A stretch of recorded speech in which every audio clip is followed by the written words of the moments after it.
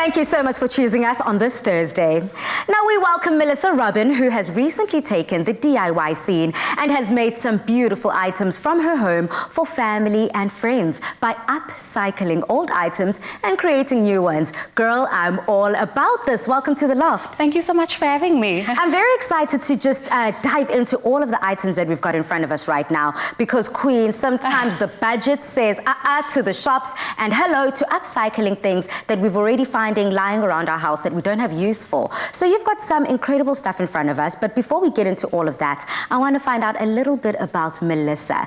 Where did your love for DIY start? Wow, so I've always had a bit of a creative flair, but when lockdown hit us, I had found that my home space had turned into an everything space, as I'm sure many others have found that out as well. And so with that happening, I was just inspired even more so to think differently about how I could make my home more enjoyable and a space that I could escape to. And so what started out as one or two smaller projects around my home to refresh my space, it's now evolved into something so much bigger than what I could ever imagine. I'm all about it, Queen, because, you know, essentially it can get a bit stale being within the same environment, but adding things like plants, I can see you've got a beautiful little number here, a centerpiece that is gorgeously decked out with some white roses and some other plants here, to, of course, having plants like we have lying around the studio. So why is it so important to revamp a space?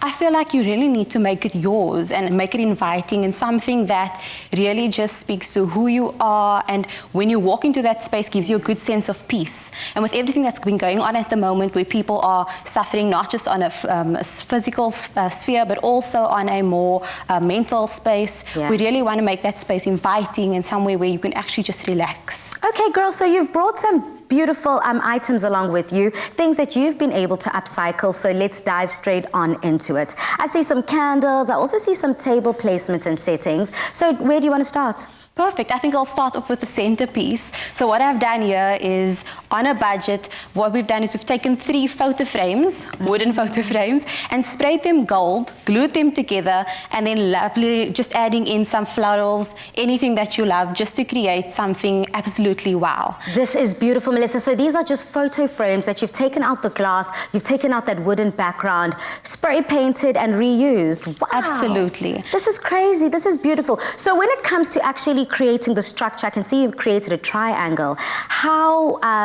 knowledgeable does one need to be when it comes to woodwork? Oh, you don't need any knowledge at all. It is so easy, as simple as 1, 2, 3. So literally all you need is some glue, your frames, and just getting creative with your shapes. I mean, you can do squares, you can do triangles. It's simply up to you and your design. Love that. Glue to the rescue. Okay, what else do you have for us? Okay, wait, actually, before we move on from the centerpiece, when it comes to the actual floral work, when it went to inside, I can see that you've also got some material here that is creating a border, a surface around it, adding to that whimsical flair that weddings have. Do you want to dive into some details there? Sure. So what we've got in the middle is just a sponge, and it just shows that you can utilize tools from all over your home. So we're using sponges that you would wash dishes with, or sponges from a mattress, and you can literally insert your florals into that, and then just to create some kind of nice texture, find some fabric that you love, something simple, something budget friendly, and just wrap it around that sponge to cover it up and give your centerpiece just that wow factor.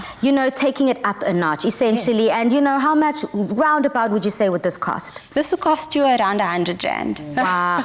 And you know what, girl, what I love about this is that sometimes when you're hiring these professionals to do your work for you and deck out your Christmas, wedding, Valentine's Day tables, it costs an arm and a leg. I love the fact that this is just below 150 Rand. Yeah, and I mean, that's the great thing about DIY. You can upcycle pieces from your home, go and thrift a few things, and even visit your local florist, local markets, and find things that could just work to make things beautiful. Let's move on to the candles here. These candles seem so unique, but something that can almost go with any household, any kind of events that people are throwing. So how do we accomplish this look?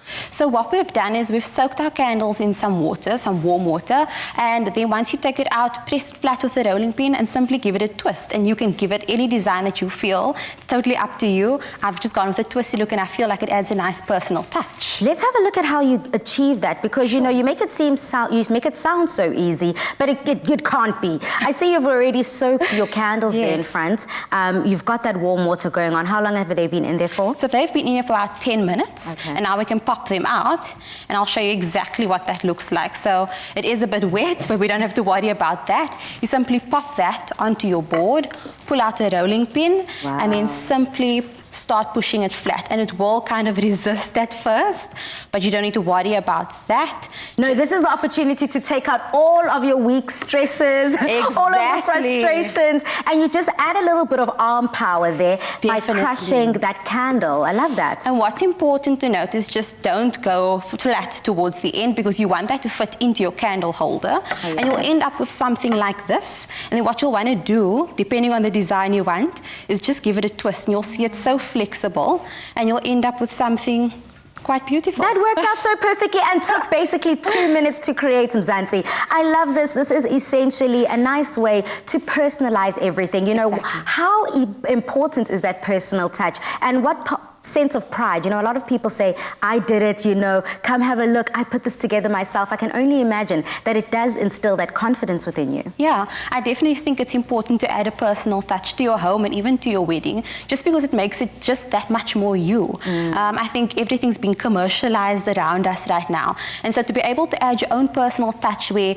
you can find a memory in it, fun in it, and just enjoy that idea or creation, I think is just very important. And family bonding time, girl, don't forget about that. Okay, in front of here, you also have some, I guess these could be placeholders or what's it, coasters? Yes, so these are really cool as guest gifts as well. And the lovely idea around the budget is that you could create these are made out of resin, and literally sprinkle some glitter in here, some gold leaf, add a name, and you could actually use this as both a guest gift coaster and also a name card, which can be really lovely.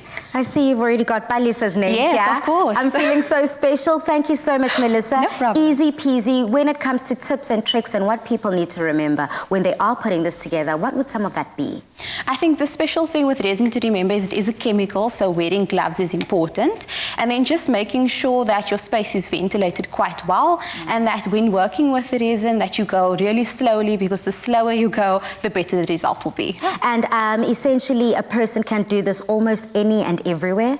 Definitely. And all of the things that I've done today on this table is available all over, and you can make it in the space of 5 to 10 minutes. And just like that, Mzansi, by adding a personal touch to your wedding and giving items as gifts to your guest could make your guests feel really special. For more DIY inspo from Melissa, please follow Afternoon Express's social media pages. But coming up, that first wedding dance is very important, so we get all the tips to dip it and spin it from Robin Souls.